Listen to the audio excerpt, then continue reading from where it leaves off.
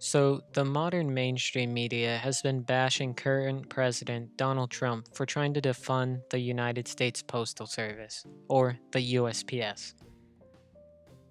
It's been all over the news lately, on CNN, MSNBC, and on all of the news outlets. And it's not even a new topic, as in 2011, CNBC talks about how the Postal Service has been losing money rapidly. The media thinks the defunding of USPS will help Trump win the election if he takes away the ability to use mail-in votes. But how true is that? This video will be going over how effective mail-in voting is, how cost-effective is the USPS, and if Donald Trump is really in the right.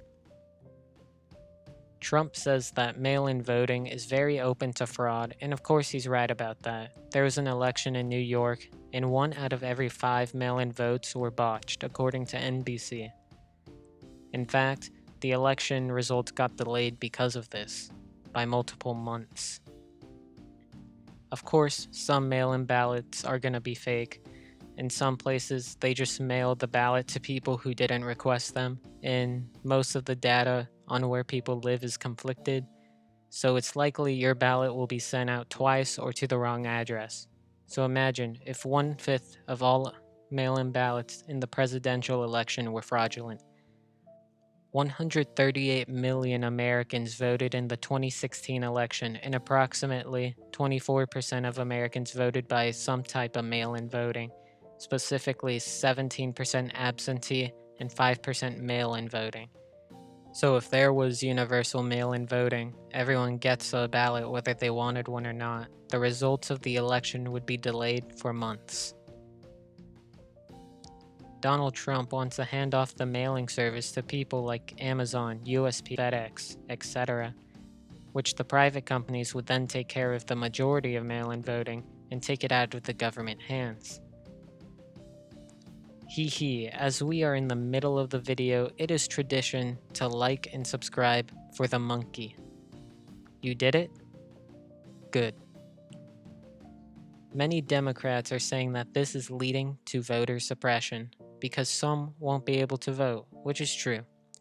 But to assume that most people who vote by mail are Democrats is egregious.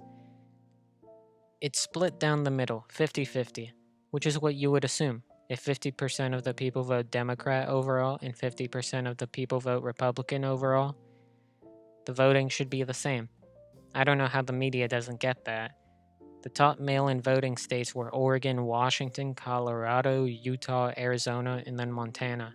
3 blue states and then 3 red states. Donald Trump doesn't want to defund the post office to help him win the election. He wants to defund it since it doesn't fund the government back. If you didn't know, the post office is always losing money. They break even on package sales, but since they make no profit, they lose money by paying their employees. According to James O'Rourke, professor of management at the University of Notre Dame's Mendoza College of Business. It's not like you can stop paying your employees. That would be like slavery. Because of all of this, the USPS has lost $69 billion. That's a whole lot of money. Our total US debt is only going up, so we should hand over the post office to private companies for increased economic growth, or at least have a post office reform and incorporate the private sector, so not every expense is made by the government. Handing the post office over to corporations would make it not only better for the economy and government, but your personal information, since the government isn't touching every letter you send. Live as people who are free, not using your freedom as a cover-up for evil, but living as servants for God. America.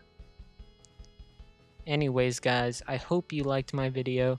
Don't forget to like, subscribe, and share. Bye. Why are you still here?